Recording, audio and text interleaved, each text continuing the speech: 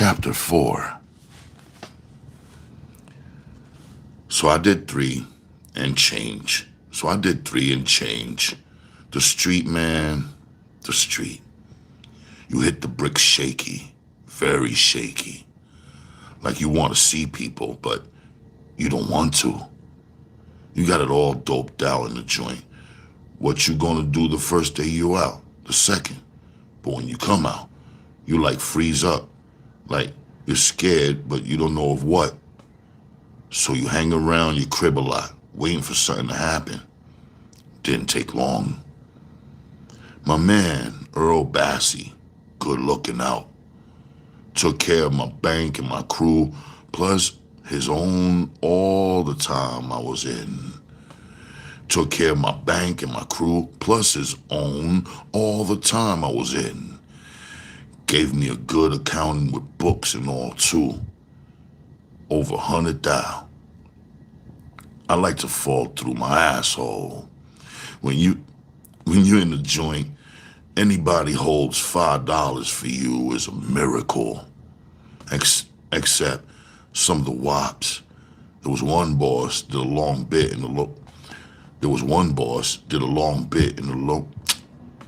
Train's coming. Gotta be. No.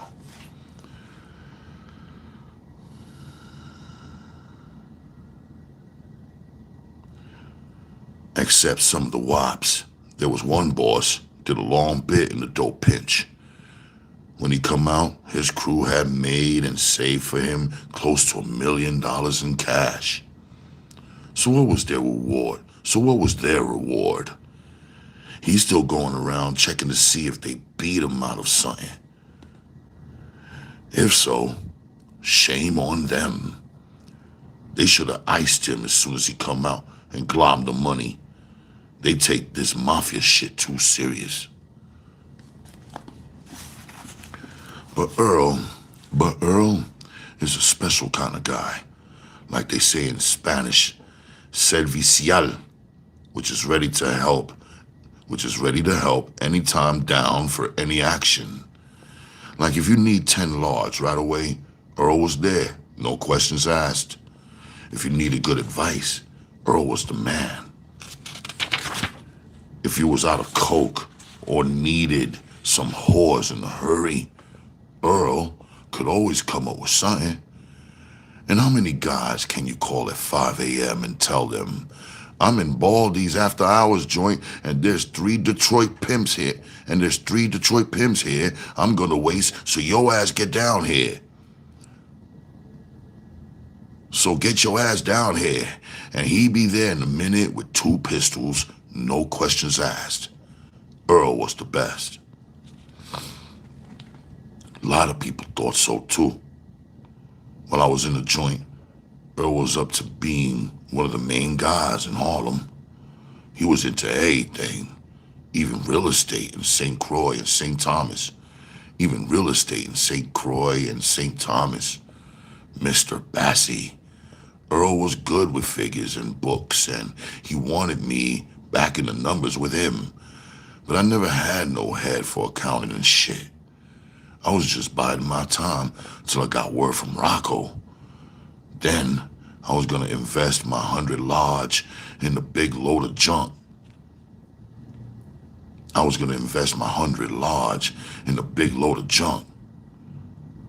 That's where it was at. Ain't no money nowhere else. All them hoodlums out there hijacking trucks, robbing hotels, cracking safe ain't shit. One connection, one move, you the man. Then you can laugh up your sleeve. 'Cause you got the secret. So I was cool. Meanwhile, I had me some fun. Me and a few of my boys flew down to San Juan. I paid for 8. One moment. Train, go away. Please come back another day.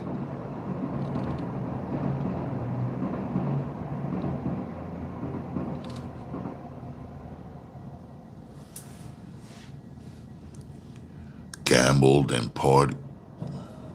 of the train. This is why I hate living here.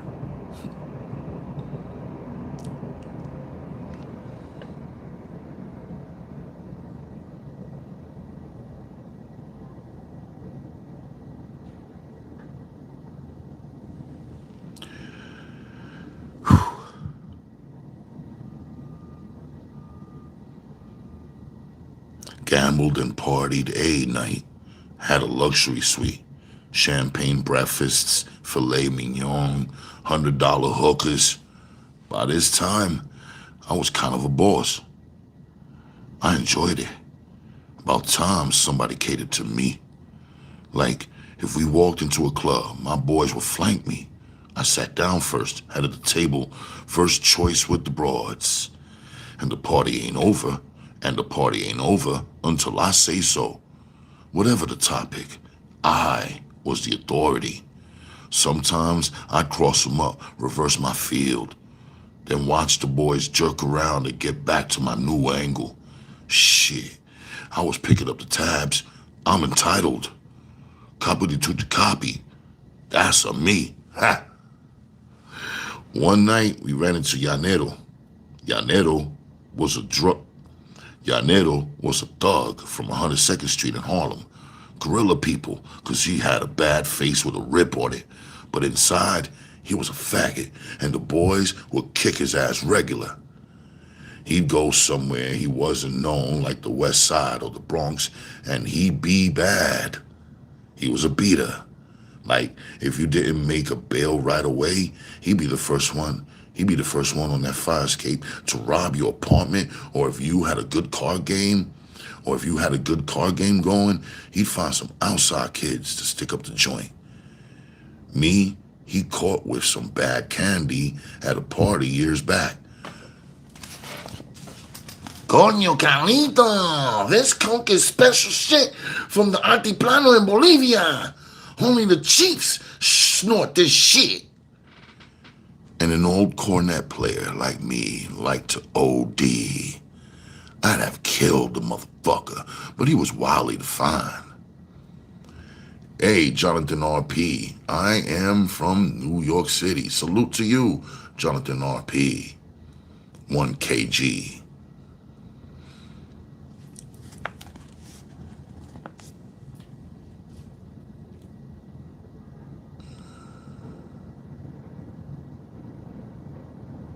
One second.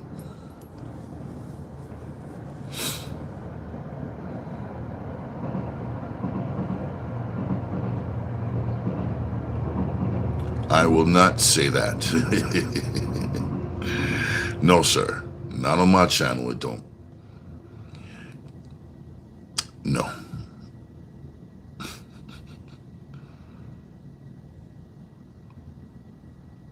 Okay.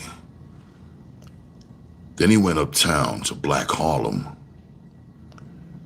with a big carton of Central Park grass. Damn it. 1 second.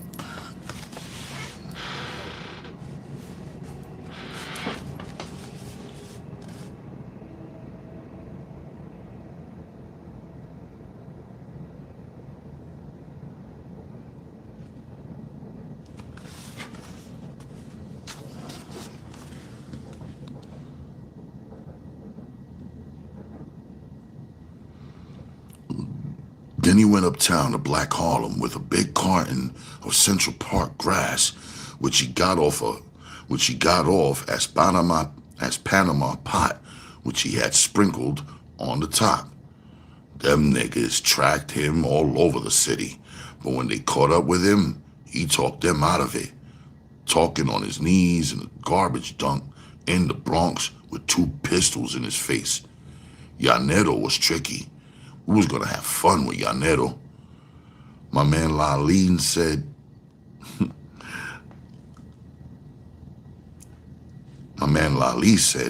Llanero, Carlito wants you to join us for dinner.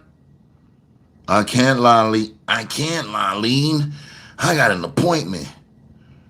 Loud and clear for all to hear. Motherfucker, get your ass over here and sit down. says me.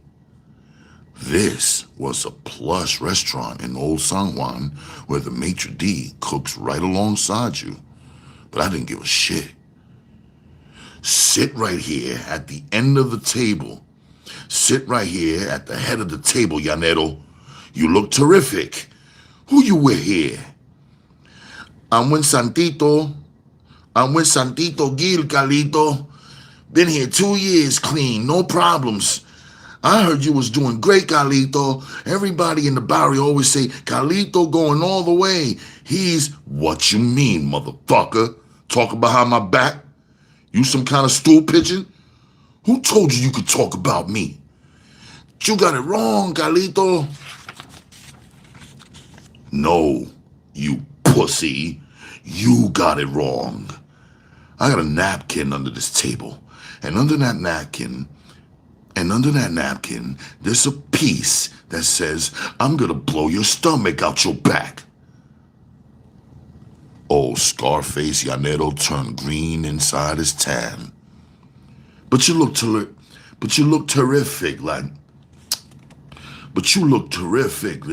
shit. But you look terrific, Llanero, terrific. Let's see now, them kicks you're wearing got to go for $80. Take them off. I mean both of them, motherfucker. That's it. Cool light. Hey, that watch, Llanero, got to be a Piaget. Let Colorado hold it a minute. Let's see the label on that boss suit of yours. Louis Roth, California. I'll be damned. You must be one of them executive cats. Tato, take the jacket. Tato, take the jacket off and throw it under the table. Laline, bring the maitre d' over here. Laline, bring the maitre d' over here. The maitre d' had caught the action, and he was all shook up. Waiter, what kind of rat joint is this that a man can't sit around with no jacket? Senor, I thought he had a jacket when he came in.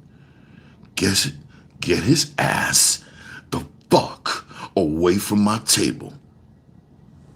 Llanero was in such a hurry, he forgot all his gear.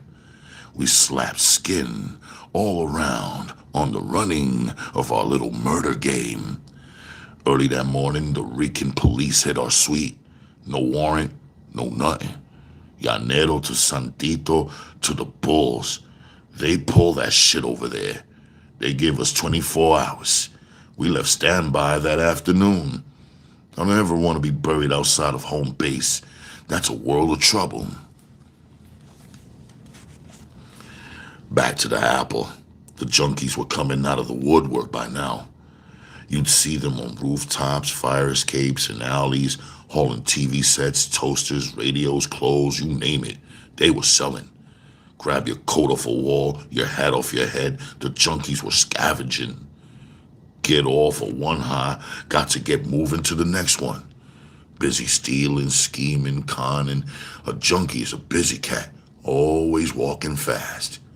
Watch them on 100 or 117th Street. Shanky, dirty, always in pairs like faggots, never no pussy. Don't want to know about no pussy. Just that spike. How they got that last bag. How they gonna score the next one. That's their rap. How long they're conning the world. How they're conning the world.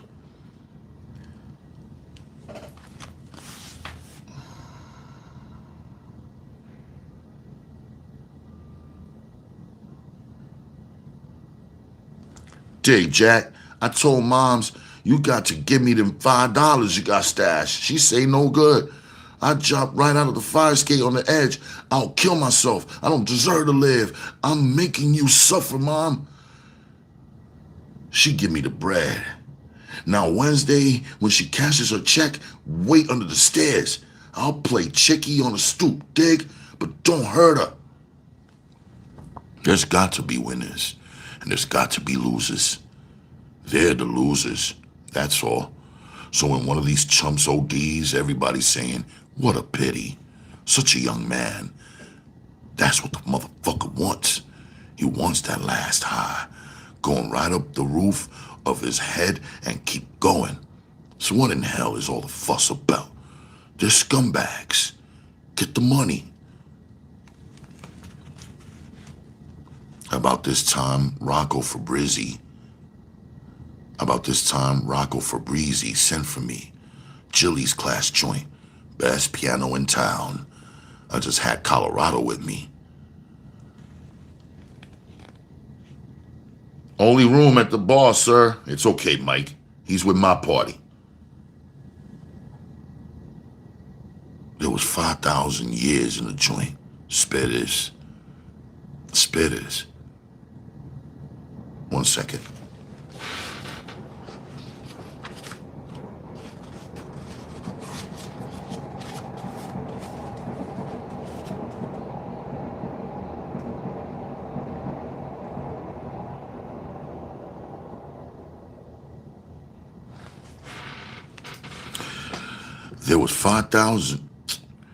There were 5,000 years in the joint. Spitters. Rocco brought us to his table in the back. His crowd, no broads. You know Carlito from uptown, Mr. A? I'd like you to meet Carlito.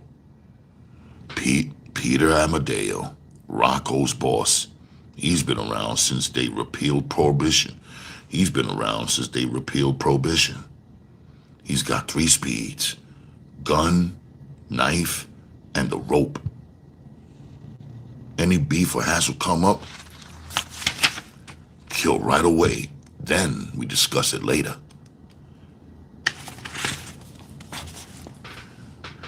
He was made in the 30s. Always seemed to be on the winning side in all the wars. A survivor. He come up the ladder, but he ain't got no smarts, no class like Rocco. A crazy Ginzo with a horseshoe up his ass. Suspicious of his own mother.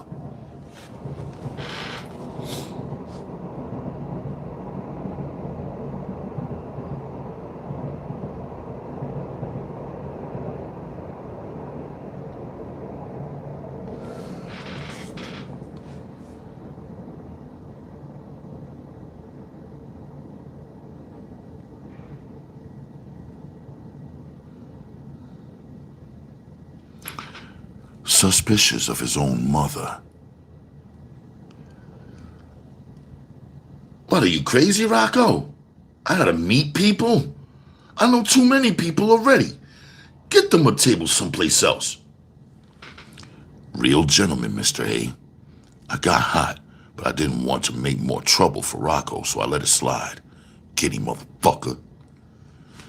Rocco had them put a table for us right in the aisle. Rocco had them put a table for us right in the aisle.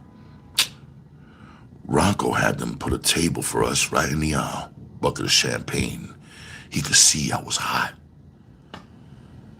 The old man's very nervous, Carlito. He doesn't mean any harm, but he's got a thing about conspiracies. Very nervous. Then maybe he ought to move over for you, Rocco. You're downtown now, Charles. Don't fool around with that kind of talk. Okay, Rock, give me the deal. Cubans. What you know about Cubans? The Cubans? They're here and in Miami, loads of them. What is there to know about them? All right, Charles, I'll tell you. This is not a banana or cattle boat migration. These are doctors, lawyers, businessmen, the whole middle class, like the German Jews after the war. So they're going to move fast, make their weight felt real quick like. So the hoodlums came with them. You'd seen them hanging around the Latin joints down here and in Washington Heights. Light stuff, feeling their way around now, but they're ex-cops and military people from the Batista and Prio governments. They're small arms experts. They've all been in shootouts. They're also hungry. This is their last stop, and the pickings are easy. You get the picture now? Yeah, Rocco. They're going to make their move. They're going to make their move. So we have to head them off at the pass. Ease them in gradually. You take a few into your crew. This other guy will take some like that. This way, they won't come at us all at once. When they get greedy, we'll have to kill a few. But they'll be split up. And all the rest will fall in line. I mean, am I right or wrong? You're right, man. You're right. Things may get better because there's more than enough to go around, and they're down in South America for the candy and in Europe for the real shit. I see all kinds of possibilities. Am I right or wrong? The man is on. The man is on. First off, you're taking a guy off my hands. They're sending him to me with his boys from Miami. Yeah, your friend, Nacho Reyes. I need that crazy Cuban like a hole in the motherfucking head. So I'm farming him out to you. You both eat rice and beans. Keep him under your wing. He's the main guy. If he goes along with the program, the rest will follow. Any Cubans give you trouble, send Nacho. I hear he's rough. As a matter of fact, some of my people will be using him from time to time for various house calls. Carajo. You gonna put this verdugo on me? Look at that. Y'all even talk the same language. Tell your man to get you your car. I'll walk you to the corner. When we got to 8th Avenue, Rocco said, there's a car on its way now. There's a car on its way over now. I'm forming a pot. 10 guys, 100 apiece.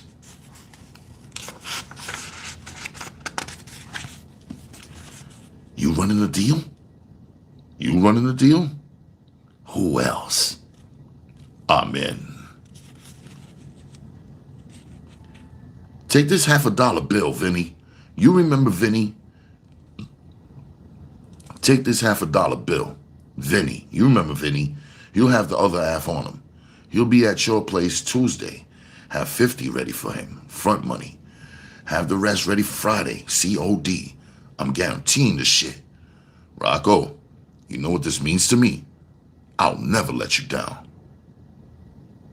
I told you I'd give you a shot. It's a welcome home present from your Uncle Cheech. Hi, Vafango. What are you gonna do, kiss me on the cheek? Get uptown.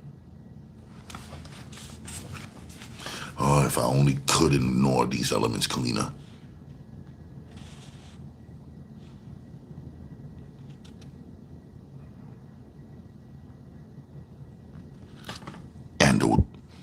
And the deal went down. 10 kilos I got. We had that shit in the street in no time. I was big time. Imagine me, Carlito, the main connection uptown. I knew I was bad, but I didn't know I was slick. About this time, I changed my image. Conservative clothes, a pad on the east side, a Lincoln. I even bought a discotheque downtown so I could get next to the young pussy that was down there. The help was robbing me, but I didn't give a shit. It was just a toy. Funny the way the wise guy can never make it in legit business because the square that covers for him will always rob him. Never fails. On train.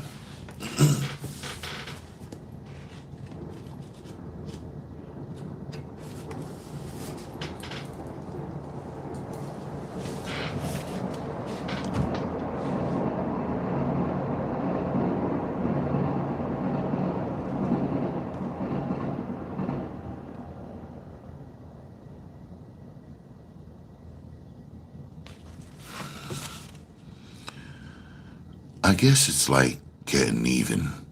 I used to like to stash into the joint with a big party. Champagne for everybody. Make believe I was checking the receipts. I don't want nobody in my joint with a piece. I don't want nobody in my joint with a piece. Law and order. When I think of the bread I've pissed away. Sometimes on a Saturday, I'd jump up to Harlem in my Lincoln and play stickball in the street with the kids in my $85 slacks. Yeah, I was a big shot. Everybody said it. Carlito buena gente. Like if some PRs was getting dispossessed or needed some funeral money, I'd see them go. Or if some dude come out of the slams or couldn't make a bail, I was always down. Like I wouldn't hog the bread. Everybody with me went first class, especially my broads. You name it. Good clothes, good jewelry, good coke. Then the Cubans punched in. Cubiches. They sure shook up the hoodlums. Right away, there was ringside at all the Latin joints, drinking Chivas Regal and snorting.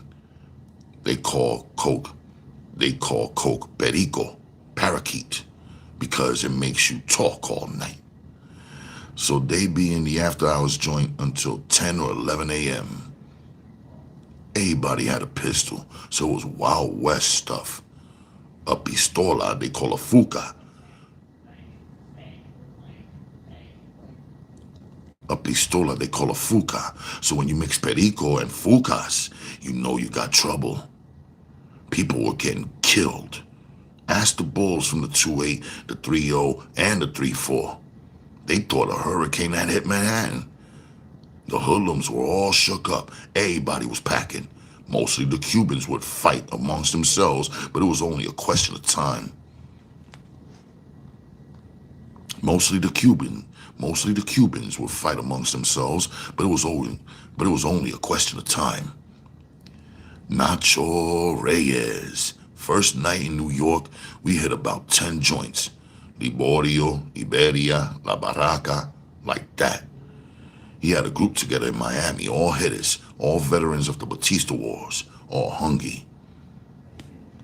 Black Topaz, salute to you. Black Topaz 40.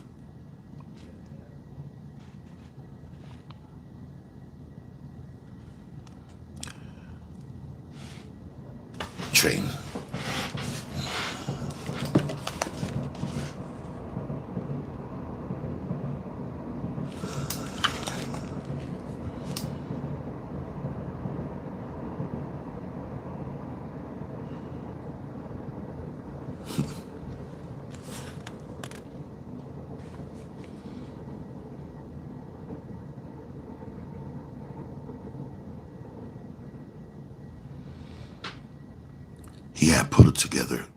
He had put a group together in Miami, all hitters, all veterans of the Batista Wars, all hungry.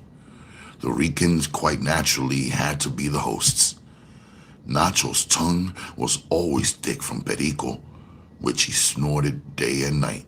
So when you talked, he always got up close to your face. Mi hermano, mi consorte. If he wanted to get something across to you, he'd close his eyes in the middle of a sentence and leave his mouth open. So you'd be waiting. Before you knew it, I was doing the same thing. Mi hermano. Crazy. His life was unreal. He killed 4 cops, 2 of Batista's and 2 of Castro's. His mortal enemy, Juanito Cuatro Vientos. His mortal enemy, Juanito Cuatro Vientos, Johnny Four Winds, had shot him 5 times in an ambush in Havana. They took him to the morgue where he came to on a slab. He got up off the slab naked with the 5 bullet holes and stumbled into the morgue's assistant's office, scared the shit out of the guy. When Nacho was a prisoner in Isla de Pinos, the Castro militia would take him to Paredon each dawn, and the firing squad would shoot blanks at him. Bad for your nerves. He killed 2 Castro cops, stole a Jeep, and sneaked into the Mexican embassy dressed like a Western Union guy. In Mexico, he was working for the CIA, shooting Castro agents. Shooting Castro agents. Shooting Castro agents. Yeah, baby. We play rough, too. Nacho's boys were no slouches either. They all been trained.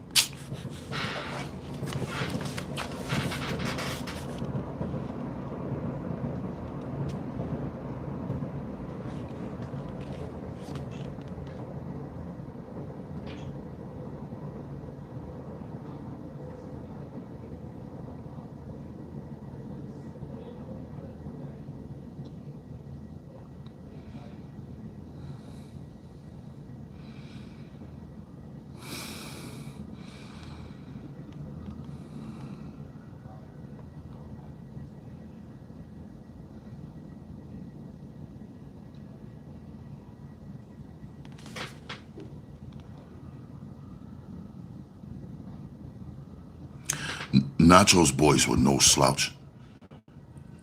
Nacho's, God damn it.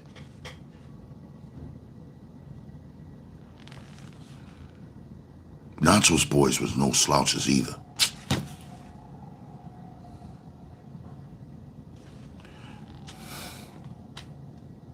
Nacho's boys weren't slack. Nacho's boys were no Nacho's boys was no slouches either.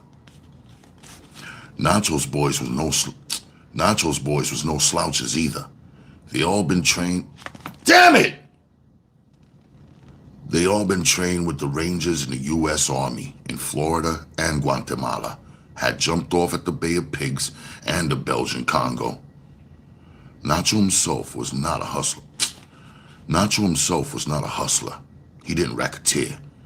His business was his boss. In other words, if you heard that Rolando from Union, if he heard that Rolando from Union City had made a score, he would drop in on him and hit him for 500 or so. Or if maybe Mario from Miami was in town with a big bundle, Nacho would get next to him.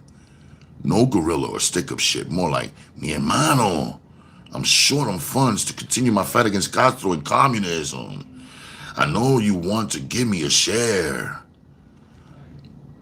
Guys like Rolando and Mario were badasses, and they really weren't afraid of Nacho. It's just that Nacho was like supported by all the Cuban wise guys. So even though they weren't scared of him, they weren't ready to die any day of the week the way he was. And besides, if they had a problem of violence, they could count on Nacho any time of the day or night, no matter who or what was involved. It could be a beat, tumbe, for 20 thou, or a piece of ass. All the same to Nacho. Right away, he was trouble for me. That first night, we hit an after-hours place in the East 60s. Connected people owned the joint. Hoodlums and whores all crowded together, carrying on, even though straight people already getting up to go to work. Nacho says to his boys, Manolito Matanzas. Oops. ¿Qué pasa with Manolito Matanzas? ¿Qué pasa with Manolito Matanzas? I see this tall, skinny guy all dressed in white in winter. He is making a santo, I see. Then this is a good time to blow him to hell. Wait a minute, Nacho. What's wrong with this guy?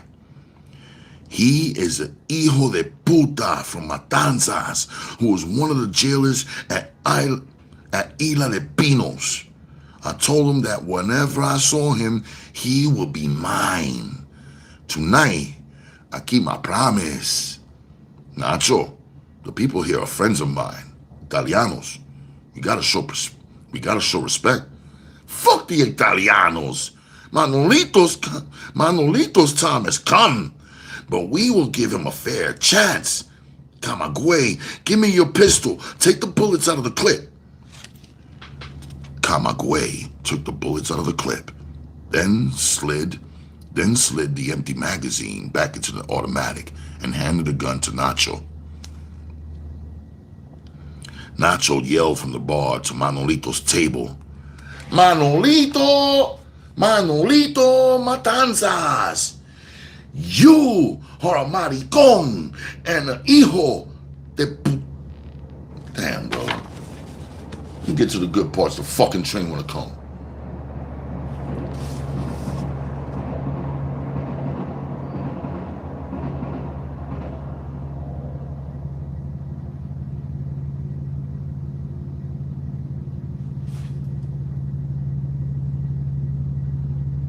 Don't tell me a train's just sitting there.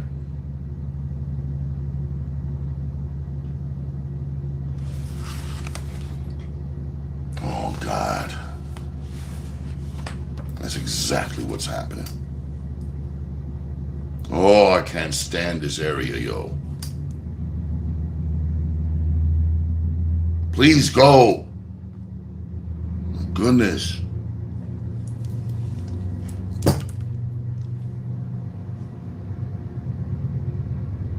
Hurry up. Really?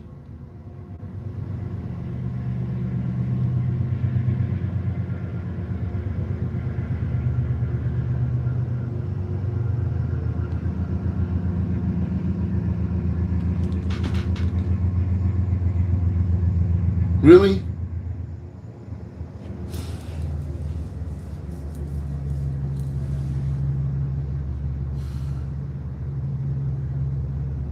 I wish I could ignore these elements, but I can't. They really, really be stopping me.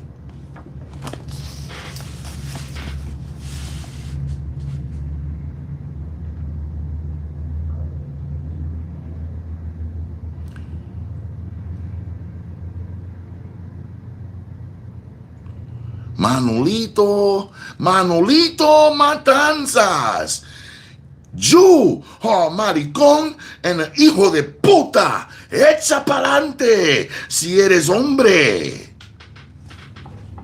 The joint wasn't jumping anymore. Stand back. Matanzas was glue. He kept his hands on top of the table, but he wouldn't look up. Nacho Reyes, I don't have a gun on me. I'm making my santo and I don't want any trouble. You made plenty trouble in Isla de Pinos when you had your gun and stick. You were an abusador, but I told you then, your time would come. Look in my face, cabrón. I don't have a gun. Then I will give you a gun, maricón.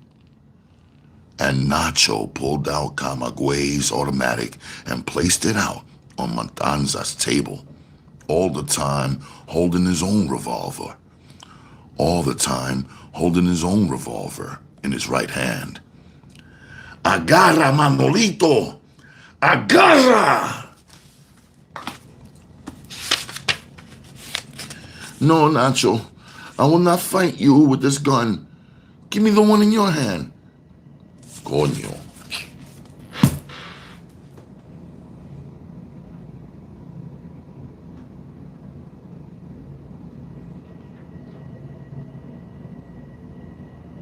Oh, hurry up.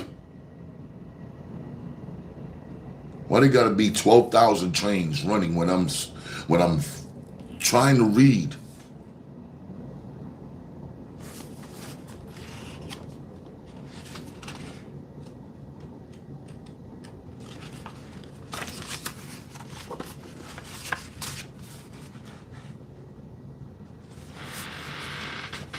No, Nacho, I will not fight you with this gun. Give me the one in your hand. That's the one I want. You take this one. Manolito was no fool. With that, Nacho busted Matanzas across the face and head with the pistol butt until the blood ran all over his white suit. All hell broke loose now. Chairs flying, women screaming. We quit the joint in a hurry. We drove down to another after hours in the East 20s. We weren't there long when I got the feeling sick from all the shit I put in my nose.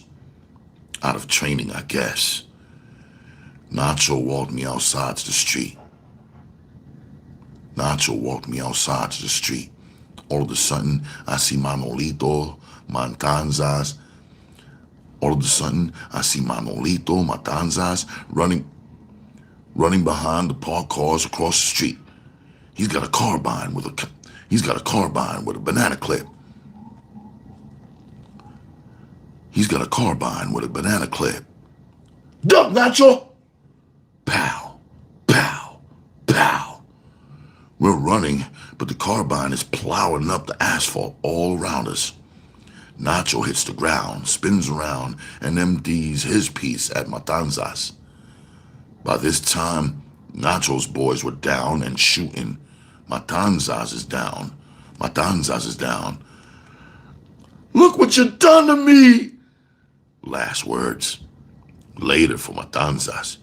Dump all the guns and let's get out of here. Nacho was hit in the sole of his foot, blowing out the bones in his instep. Don't ask me how, but right there in his dingy hotel room, a Cuban doctor put wires in Nacho's foot, sewed him up, put a cast on his leg. Nacho stayed in the room for a week, snorting coke. After a week, he was getting around on crutches. No infection, no nothing. That cocaine will cure anything.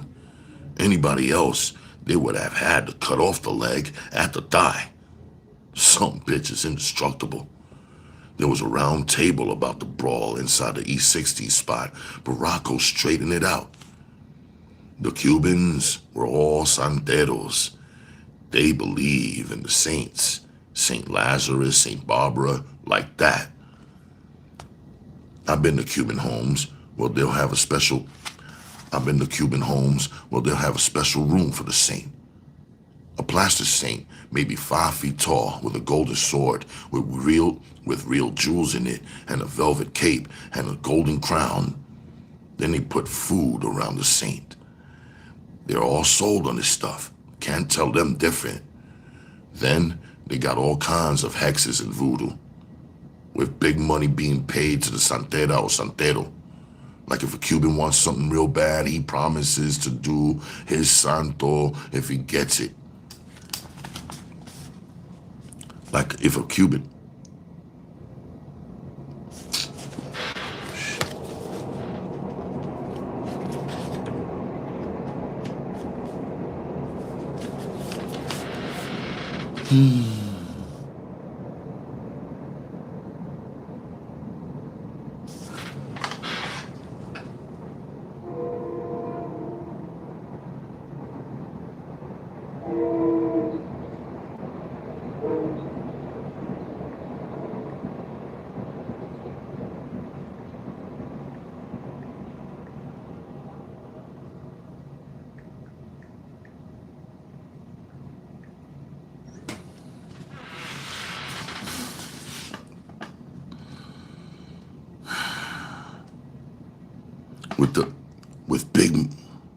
With big money being paid to the santera, with big money being paid to the santera or santero.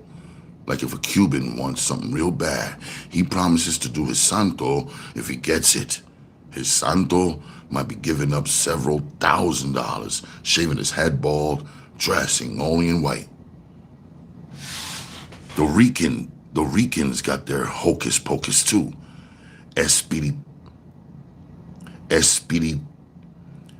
Espiritistas, we call them. Espiritistas, we call them. If they done a trabajo, a job on you, you're in trouble. You're hexed. Everything gets fucked up. The Latin hoodlums believe all that shit. So if they get a big deal cooking, they got a big deal cooking, they get a job done. Or if they've been getting busted too, Or if they've been getting busted too often, they get a job done to the hex off them. I seen they get a job done to get the hex off them. They get the job done to get the hex off them. I seen stone racketeers and killers going in for shit. I seen stone racketeers and killers going in for this shit. Me, I don't believe in nothing but that dollar bill in my pocket. Stay with the money. You be all right. You can be broke in China or Cuba, where everybody is in the ditch. But how you gonna be broke and in the ditch here when you got them guys driving by you with Cadillacs splashing mud in your face? Mud in your face. No way.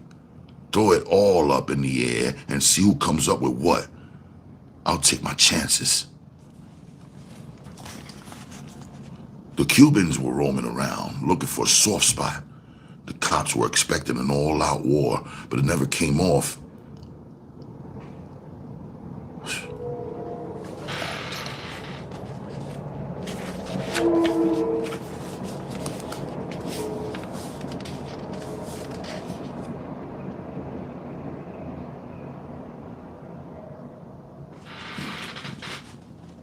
The cops were expecting an all-out war, but it never come off because there was more than enough to go around. Except for a few cowboys like Rocco, the Wops were afraid of the junk, and the Ricans and the blacks. You gotta be shitting me. Except for a few cowboys like Rocco, the Wops were afraid of the junk, and the Ricans and the blacks never got connected overseas. But junk was king. So annoying.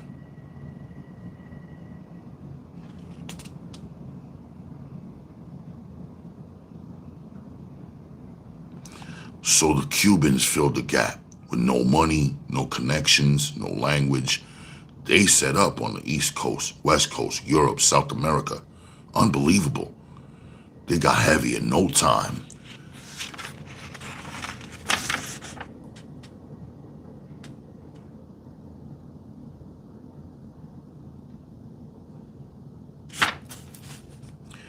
They had respect for the old pros like me, but once in a while, they'd show their teeth.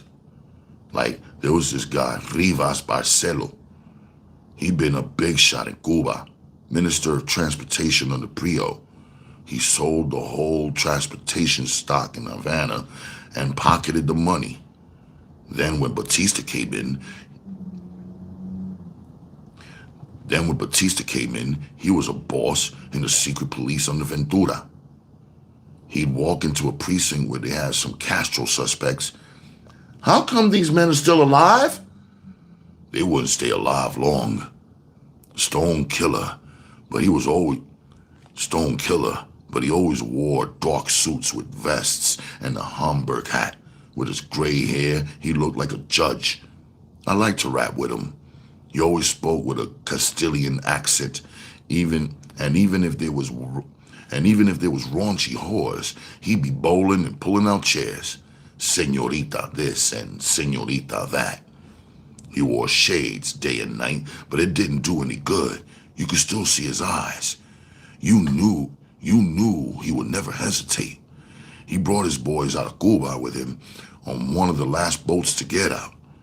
Rivas paid the skipper in counterfeit money, but the skipper had the last laugh because he didn't know where he was going and they got lost all over the Gulf of Mexico. A couple of Rivas boys couldn't cut it and had to be dumped to the sharks. The rest made it on account of Rivas kept them going when they about had it. They called him Comandante.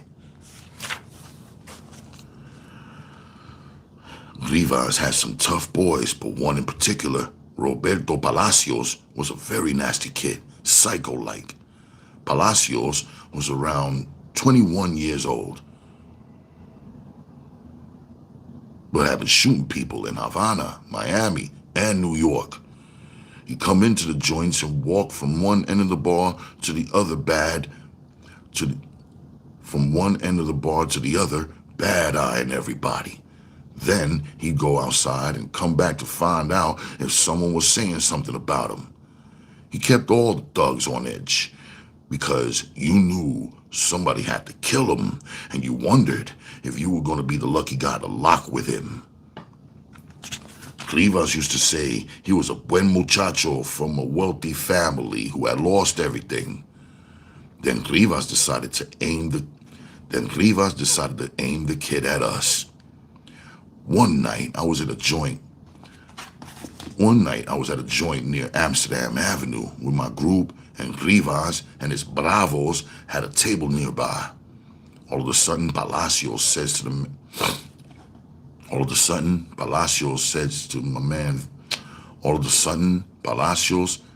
my man Victor Lopez, "You're sitting in my chair." Victor don't take no shit, no how. "Fuck you mean I got your chair? You are lacking in respect for me, Victor. What are you, crazy, man? Get the fuck out of here before I knock you on your ass." "I am going to my car. Meet me outside in 10 minutes. Bring something with you." Palacios left. Rivas did not say a word to Palacios. Instead, he ordered a round of drinks from my table. "This is not our affair, Carlito. Let these impetuous youngsters settle their differences. If we all go outside, there might be a tragedy. Victor's blood is hot. Let him go out." So that's how it went down, one-on-one. When we got outside, Palacios was dead, and Victor had 3 bullets in him. We got rid of both pistols before the man came. I got to Victor first. "Not a word to the bulls. Name and address, that's all. Don't talk about no self-defense. Don't say nothing on advice of counsel." They kept Victor at the Bellevue prison ward. I told his old lady, "You tell Victor I am conducting his defense. He don't need no goddamn lawyers. The grand jury got to know that Victor acted in self-defense, and where is this piece for the possession charge? No case. The man got to walk." The grand jury dismissed the case. Everybody uptown was saying how good Carlito was saying. Everybody uptown was saying how Carlito knew the law better than the lawyers. Goddamn right. After that, I was giving out all kinds of legal decisions in all the joints. I missed my calling. I should have been a judge. Will the party of the first part sit down so I could talk to that fine party of the second part of my chambers? Or like I charge this jury train.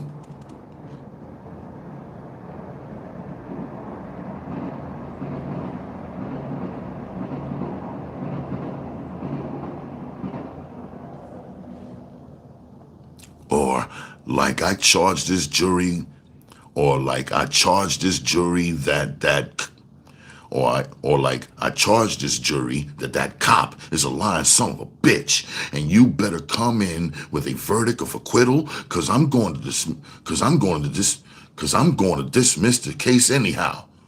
Or I hereby order the DA committed for 90 days for contempt of court for presenting such a shit-ass case. And I hereby order the stool pigeon to the Elmira Reception Center for an indeterminate sentence and suspend sentence on the defendant. History making decisions. The Cubans livened things up, and we had a lot of fun with them. Nobody can party like them.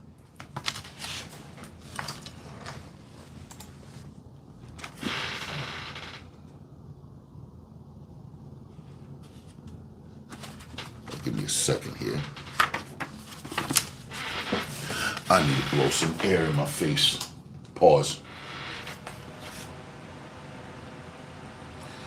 Whew. What up, y'all? It's Ralph Reeds Raw. And that's the way it is. The champ is here. You know? So, let me get on to the story, but I gotta cool down just a bit. Just a bit.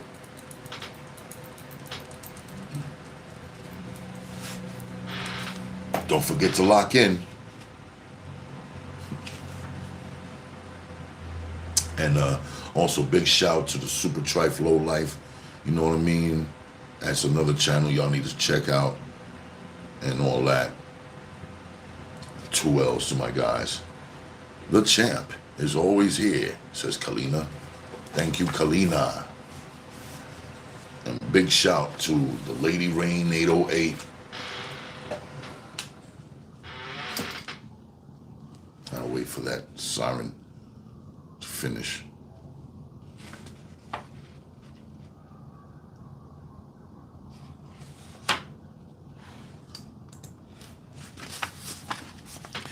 Chapter 5. Chapter 5. I had plenty of bucks, but only from the jump. Everything else I did lost money. And I was always angling for schemes, like this middleweight who's knocking them dead in the gym. When I'm promoting, every time he steps in the ring, he gets knocked on his ass. Then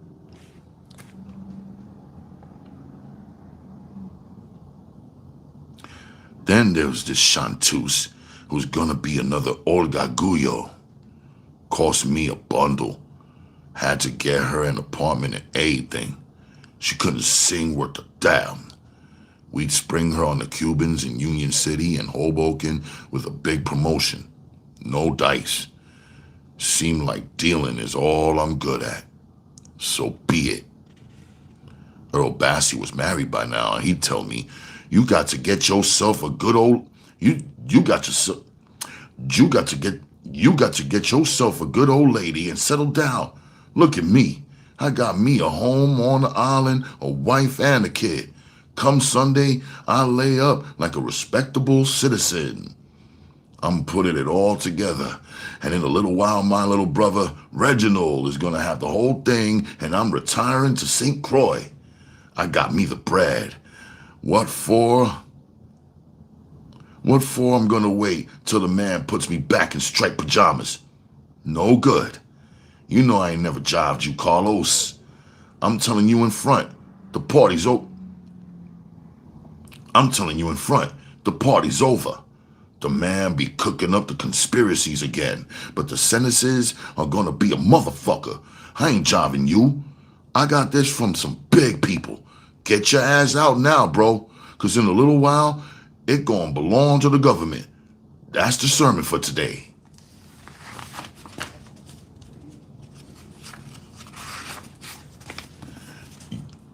You're right, Earl. You're right, Earl.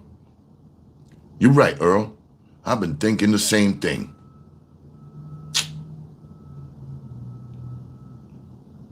You're right, Earl. I've been thinking the same thing. Bullshit. I always agree with what people tell me, and it sounds good at the time, but then I go my way anyway. But I didn't go for the shit. But I didn't go for the bit about his kid brother Reggie. Now that was a bad nigga. Earl brought him up out of Philly, where he was going to college. Earl had a blind spot for the kid. Reggie would strut around uptown with these two flunkies of his, dressed in some Fidel Castro overalls. Everything was black this and black that. When he first come up to New York, I was at the baby grand with some tan chick, and he wanted to know what my white face was doing in the joint. Meanwhile, I knew he had a white bitch in the village. The shit was straightened out, but I knew he was trouble. About this time, I got hung on a broad bad. Her name was Letitia, but I call her Tuta, like a nickname I gave her. She reminded me of India in looks, but she wasn't no pollo loco like India. She was a clean girl. As a fact, She was the first good girl I ever had. She was very educated. She was a very educated girl, been to high school and everything. I met her downtown in a joint, and I was eating with my buddy. I met her downtown in a joint. I was eating that with my buddy. So right away, I sent them, wait. So right away, I sent them over a drink. No good. Not interested. Then, like to made to order, some guy stone comes over to their table and starts breaking chops. Right away, I jump up and grab the guy by the arm and pull him away. I say, "Can I talk to you a minute, sir? I'm Detective Russo. I'm Detective Russo of the Vice Squad, and I couldn't help but notice you were disturbing these young ladies. Now run along before you get yourself into trouble. Where's your identification? After I show you my shield, I'm gonna kick your ass through that plate glass window." He split. "Ladies, I'm sorry about this man disturbing you. I don't think he'll bother you anymore." A while later, the winter come over and said the ladies would accept our drink. Well, all right. She fell out when she saw my white Lincoln, what I was rolling around in at the time. She didn't want me to drive her home, but I insisted. Then I found out why. She lived in the projects off 106th Street and Madison Avenue. Her road was in Spick, Harlem. Them projects been low in income but high on beautiful girls. I got to hanging around the gondolier and sunlight bars on Madison and 104th just to be near her. We snuck around a lot. I didn't want everybody to know I was going serious with a young thing. She was only 19. Like all Latin chicks, she loved to dance. She had me dancing at the Chateau Madrid, Corsos, and the Ginza. I'd take her to the garden to fights. I'd pick her up at the office and we'd go to dinner like Fornos for Spanish or Sal Anthony's for Italian. Without realizing it, I got involved with the broad. It got so we had to see each other every other day. It got so we had to see each other every day. And I wasn't even screwing her. I was worried about it. What the hell is going on here? Like, I wasn't myself. I don't talk on the plane for nobody but her. No, I don't talk on the phone for nobody but her. But we talk for hours. We talk for hours. I wasn't snorting or even carrying a piece. Then I was thinking maybe I'm gonna get married. Jesus. One day she talked me into meeting her family. Mistake. Her train.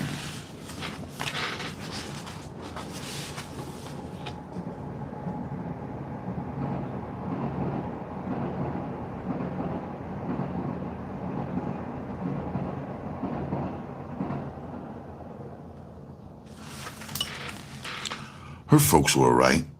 I came on with mucho, señora and señor, but Tuta's older brother Sigfrido was there, and he wasn't buying no tickets off of me.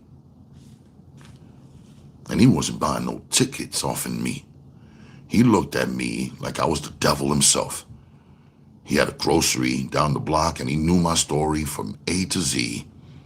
This was a square who worked behind a counter 16 hours a day. You know he was gonna love my ass. After he got through choking, he called a family conference. I heard words like delincuente, matón, o droguero. I eased out of the apartment, and even feeling relieved. This ain't my bag. But a few days later, Tuta got to me. She was crying and saying that she wanted to give me a chance to explain. I told her, I've been in trouble before, but that's because I was an orphan. I didn't have no family that looked out for me like you. So I was always getting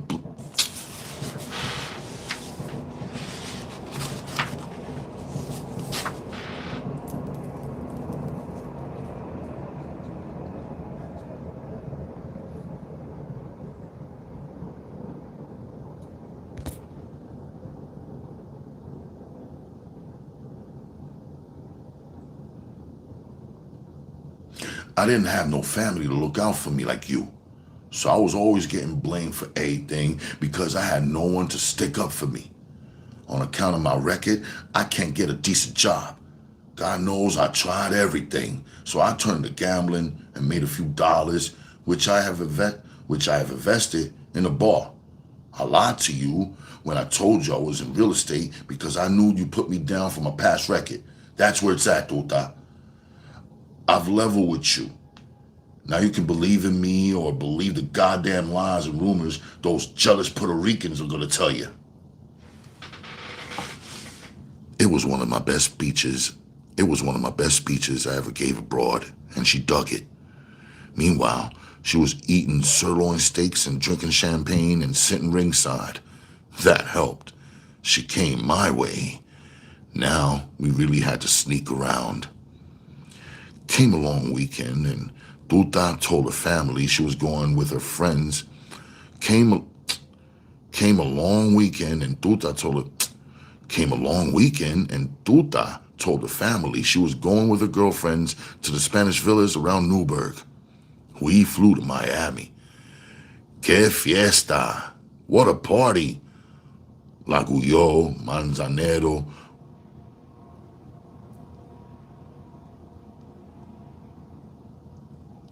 Laguyo, Manzanero were singing down there. Los violines, Montmartre, the whole Cuban scene. Yeah, mother. I got to them drawers. I got my head back, too. I was really hung up on her. She knew she had me staggering behind her box. She demanded that we elope. I was groggy, but not that groggy. I retaliated with, I was married many years ago as a minor, but I'm working on my divorce now. Then we'll get married right away. Ain't no rug can lie better than me. It was fabulous honeymoon without benefits of clergy, but now it was time to pay my dues. We arrived Tuesday night looking tanned and terrific. I drove her up to 104th Street to let her cross the street by herself. I waited on the corner until she was out of sight. Then I decided to go into the gondolier for a taste. Sigfrido came in from my right. I had no peace. The first one hit me flush on the chest. I tried to grab him, but he put two more in my stomach. The guys from the gondolier came running out. Carlito's dead! Carlito's dead! Yo, they killed Carlito! People yelling, and I was going out. I was freezing. Maybe I'm dead already. I couldn't see, but I could hear voices. I wanted to get up, but couldn't move. I remember other guys dying on the streets of Harlem wanted to get up as if you couldn't die standing up. The bulls. Wait for an ambulance! Some dope pusher named Carlito, I know him. Sure punched his ticket. Then Cheo from the gondolier said, don't wait for no goddamn motherfucking ambulance. Don't leave him here. Don't leave him there. What about my motherfucking license? Carry him to the Flower Hospital. It's only a block away. Cheo saved my ass. I was dying for 2 weeks, especially around early dawn. I'd really fade, but I kept coming back. Them doctors like to croak me, but I survived just for spite. Like the bullet in my chest. They couldn't find it. It's still in there. I don't bother him and he don't bother me. In the evening, everybody would come in to see me. Everybody but Tuta. They told me she and her whole family had checked out the same night. Figured I'd have the brother killed. No way. You know that chump had to be sore, peddling bacalao and plátanos in the store the size of a closet. And me, with my pimp car, running off with his sister. Shit, he was smoking. Me, I ain't no grudge holder. If I had caught the dude early on, I put a fucking hurting on him. But later on, what the hell? Fact is, Sigfrido did me a favor. I felt better every day, like I took a weight off. Always felt that way when I shook off abroad. Don't have to account for don't have to account to nobody. Stay loose. If I'm busted, don't have to worry. She's cheap. If I'm busted, don't have to worry she's cheating on you. My line of work, man, only supposed to worry about, man, my line of work, man, only supposed to worry about one thing, staying out the joint. Anything else is super fluid. The bulls from the 2-3 was up to see me regular. First time I was a complainant.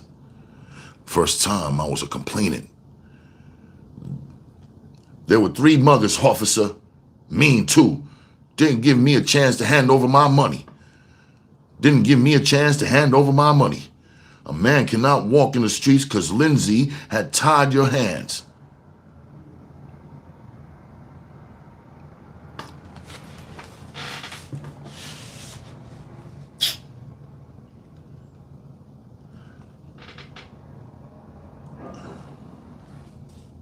A man cannot walk in the streets because Lindsay has tied your hands. A regular ghetto here in the 2-3. I'm moving up to Simpson Street where a man is safe. You've always been a wise cocksucker, Carlito. That's why they perforated your ass. Listen, if it was up to me, they could have buried you. But we got these reports, and we gotta have a description of the assailants. Now quit fucking around. Well, Your Honor, the assailants look colored, but they may have been dark Italians, or even that other group you got around here. In the dark. Todos los gatos son negros. Don't get mad at me, officer. All I saw was bang, bang, bang. I wouldn't want to make no mistake. I know what it is to be framed by your house. Train.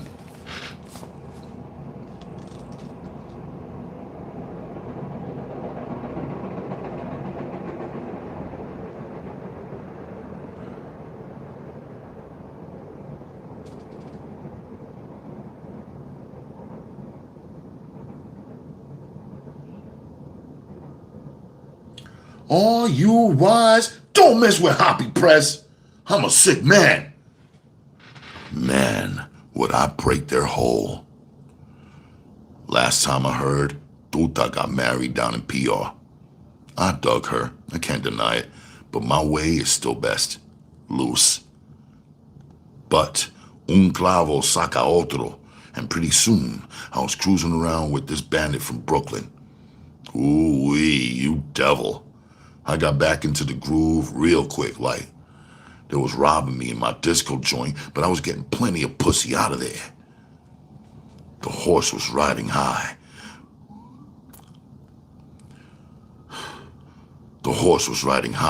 But getting harder to come by. What with the government and the...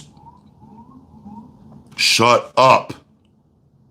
What with the government and the stool pigeons, a lot of heavyweights was getting put...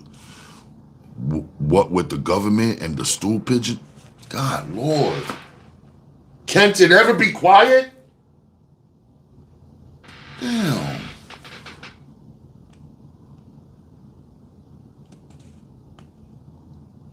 With what?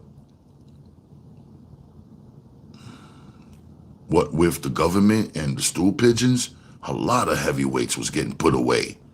The heat was on something. Fierce. But all the better for the guys that really knew what's happening. That's money, baby. Money.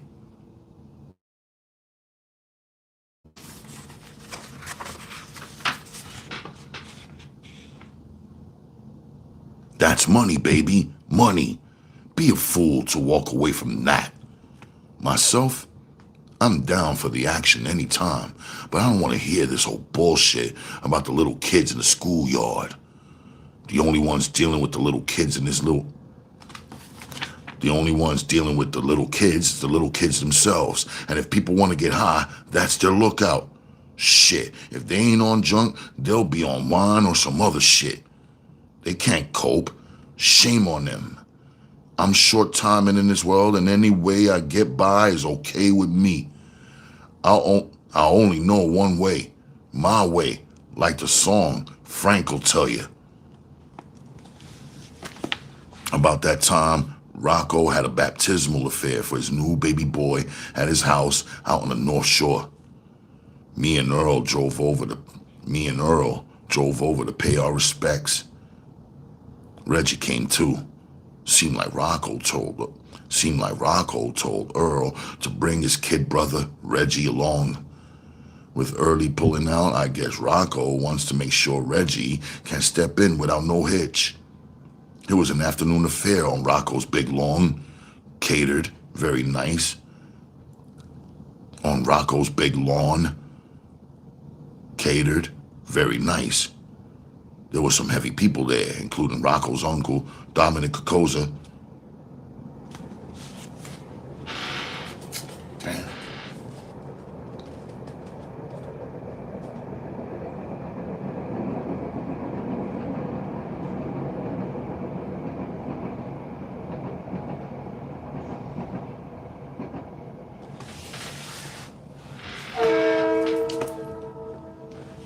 Fucking annoying.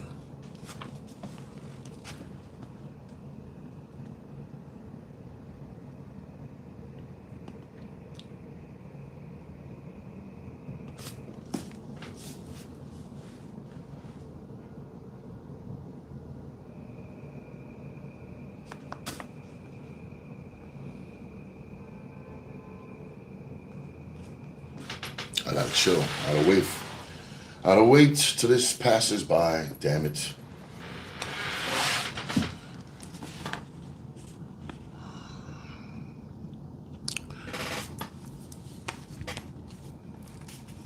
There were some heavy people there, including Rocco's uncle, Dominic Kokoza. Kokoza ranked Amadeo, so for the first time I seen Amadeo not acting like an animal. Kokoza would talk, and Amadeo would be like, "Yeah, Dom," and "Right, Dom." "Yeah, Dom," and "Right, Dom." Amadeo told Kokoza what a great guy Rocco was, and what a great moneymaker he was for the outfit. He also said he had Rocco's smarts. Could rub up. He also said he had his son Paul moved in 2 houses down so that some of Rocco's smarts could rub off on Paul. Everybody was drinking and feeling pretty good. Kokoza told Earl, my nephews told me what a great help you've been to him uptown, that your word is good. A man's word must be sacred, not like these punks and stool pitchers coming up. Combinazione, that's the ticket. We work together. You make money, we make money. Let's drink to that. Everybody was drinking except Amadeo and Reggie. Rocco pulled me over to a corner. You remember Sixto Davila? Yeah, Rock. Quarter key man from the Bronx, up in Prospect. He was at the L when we was there. Right. While you were away, we tried to help him. He was always crying, "Give me a break, Rocco." So I give him a break, a heavy number. He dealt the goodies, but being a garbage can, he showed his hand on the first deal, glommed the money, and he took off to Europe. I didn't say anything because PDA gets excited, and I made up the money. Now, I don't believe in hurting the guy over money. Most of the time, you're getting off cheap. But I have a man in Madrid, and this Sixto has gotten to him, and he's giving my man a big play. I say Sixto is a beater, and a beater is the next thing to a rat. I say he's stooling for Interpol. Which does what for me? You're going to Spain, Carlito. I ain't no hitman, Rocco. Why not Nacho? A Cuban has trouble getting in and out.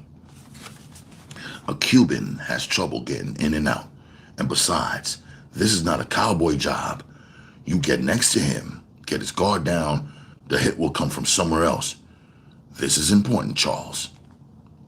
Whatever you say, Rocco. Vinny will be around to see you tomorrow with the details.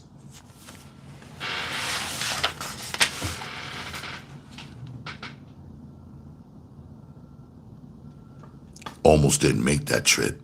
Got pinched. Me and this guy, Shangui. And while I was on a mission for mercy, mind you, my old buddy, Lino, the barber, was dying in the Mount Sinai. Doctor said he was terminal. I used to see him regular. He didn't want for nothing. Lino had looked out for me when I was a kid. Anyway, he asked me for a favor. Seeing his son, Felino Jr., known as Junior, no fucking good, was doing a lot of scratching and eating a lot of jelly rolls.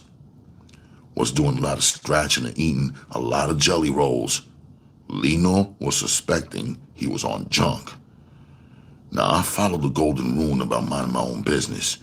But what the hell? I owed Lino. So me and this guy Shangui go looking for Junior. We find out he was scoring out of Bickford's on 145th Street and Broadway. He didn't want to come out the joint, so we dragged him outside, put him against the building, and gave him a few smacks.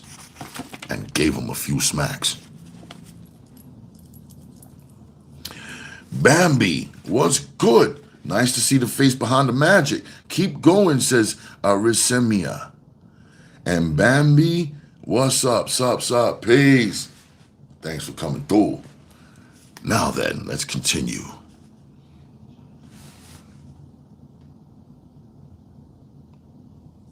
And gave him a few smacks. Then we tried to reason with him. I told him if his father was a barber without no schooling, he could be a doctor if he had some schooling. He said he was in a trade school, machine and metal trades on 96th Street. Wise cocksucker. Then be a fucking dentist. And I gave him another rap. I read him the riot law. If I find out you're using hard shit, I'm gonna pull your tongue out your ass, etc., etc.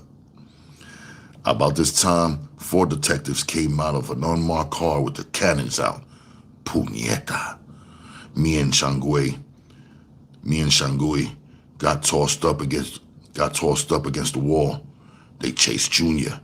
They got our pistols, and they got 8 yard I had in my pocket. This is after 4 a.m., because the crowd from the Cabronejo Club upstairs had already let out. The Bulls take me and Shangui down to Riverside Park. Ain't no motherfucking precinct in there. So I know we're gonna settle out of court. Moldy Puss was the main bull of the 4, he said. A moldy puss was the main bull of the 4. He said, "What's your names, punk?" "I'm Inspector Moran, and this is Lieutenant Shangui." "I'll bust your ass, Brigante. I fucking know you. What the fuck are you doing this far up here in the cheeks? Coño. Every time there's a good part, the train gotta roar by.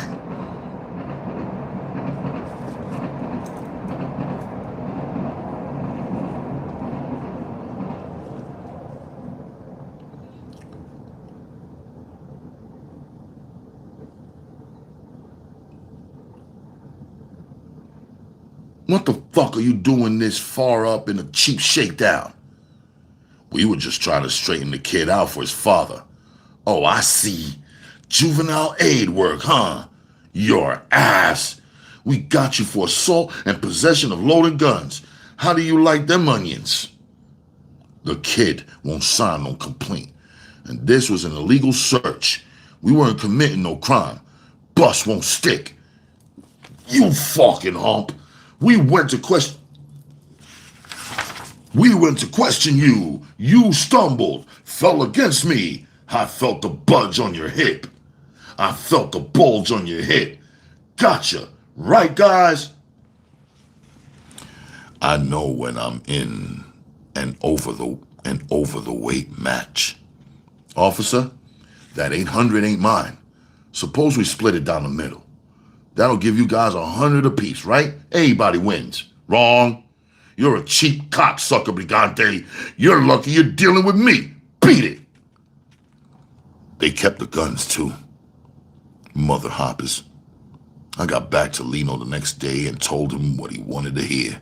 That the kid was only sniffing, not skin popping. And that he was straightened out. The kid was straight like a fish hook. The kid was straight like a fish hook.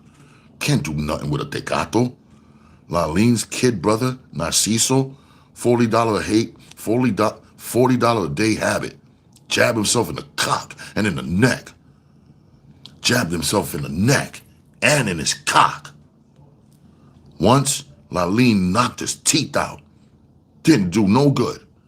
From the whole army of junkies marching around Harlem, I ain't seen but 2 guys walk away from the spike. It didn't matter to Lino none.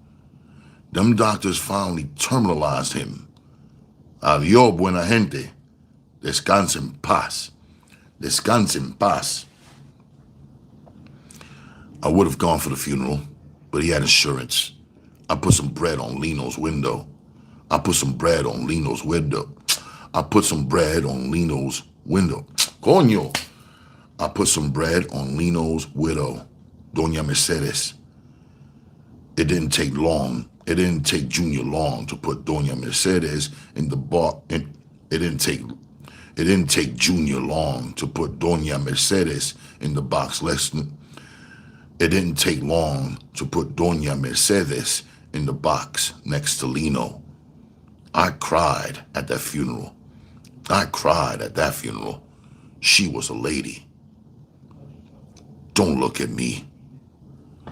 Don't look at me. I never put no needle in anybody's arm. How many juniors have I tried to straighten out? Shit, I'm just getting by myself. Plenty bites been taken out of my ass. Lucky I got a rhino hide and a concrete skull. Else my ass would be grass now too.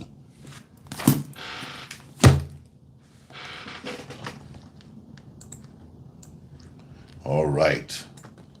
This is where we close the show, y'all. 2 chapters. Now, see me in a few days, and I'll read you some more chapters. Right here on Ralph Reads Raw. All right, y'all. I gotta tell y'all one thing.